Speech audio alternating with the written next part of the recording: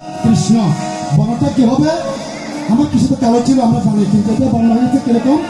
উজ্জ্বল বর্ণ, মানে মহিলা বা আমার গৌর বর্ণ হয়েছে কিভাবে?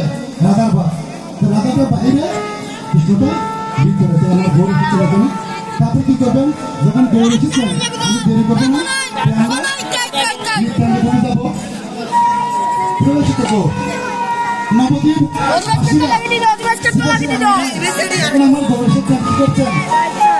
উলুত্তনে জয়ত্তরে দিয়ে আমার গৌরে নদিয়ায় উলুত্তনে জয়ত্তনে শব্দ শোনা যায়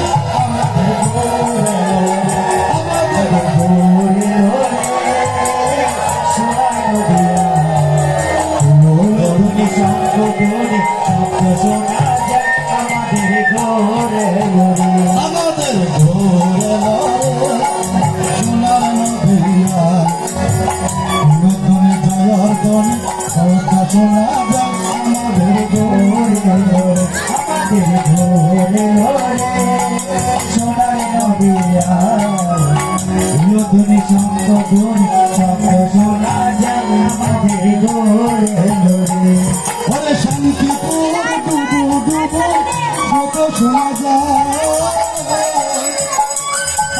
শান্তি বেঁচে যায়।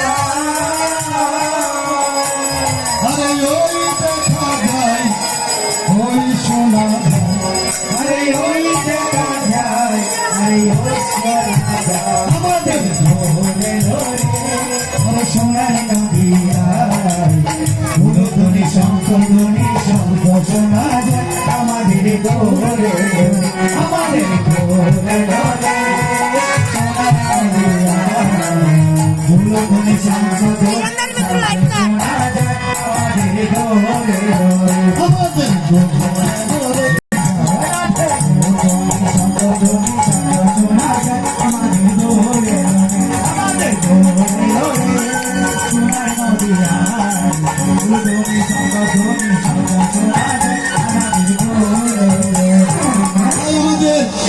গৌর এসে দেখতে পাচ্ছি না, দেখা যাবে না, আটটা নয়ন লাগবে।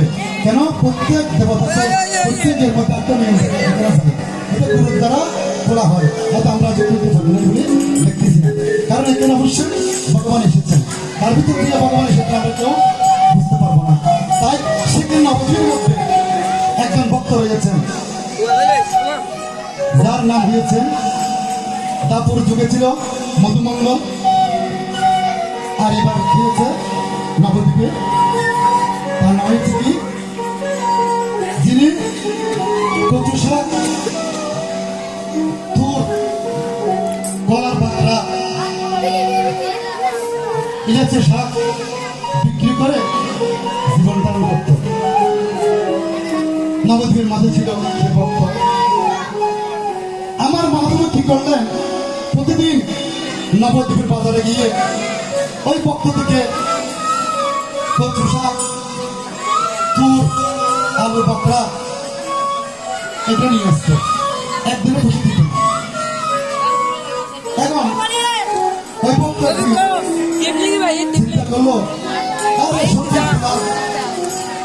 নিমায় প্রতিদিন আমার কাছ থেকে পয়সা দিয়ে কন্যা দিয়ে নিয়ে যে জিনিস আমি এবার সেটাকে ধরবো। আরেকদিন মহাপ্রভু সেখানে এসেছেন, যখন নিয়ে যাচ্ছেন বলে নিমাই যাচ্ছিস বলেছেন, আরে আমার মহাপ্রভুকে ধরছেন পয়সার জন্য, করির জন্য, আরে যে করি পাওয়ার জন্য, যে পরের কাছে যাওয়ার জন্য ব্রহ্ম পর্যন্ত নাই, শিব পায় নাই, আর যার চরণ পাওয়ার জন্য আমরা নিয়ে এসেছি সবাই একবার ধরে